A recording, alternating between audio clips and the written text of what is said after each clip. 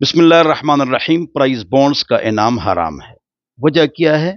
तीन वजूहात हैं। नंबर एक, हमने 1000 आदमियों से एक एक हजार रुपए ले लिए।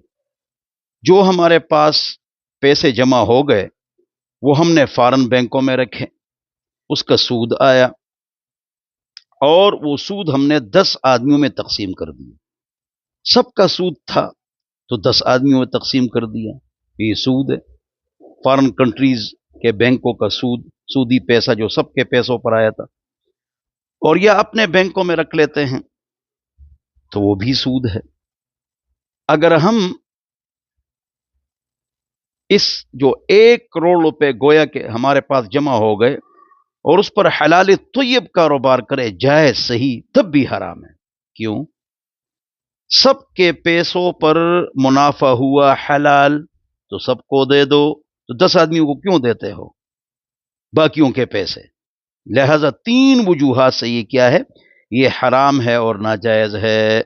प्राइज बॉन्ड्स का इनाम हराम है। जो हो गया सो हो गया, अल्लाह से माफी मांगो।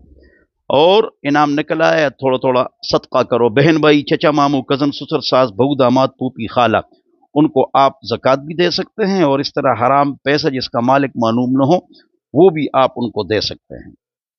और इसके अलावा अभी आप फौरन जो है ना इससे तौबा करें, 2 रकात नफल पढ़ें।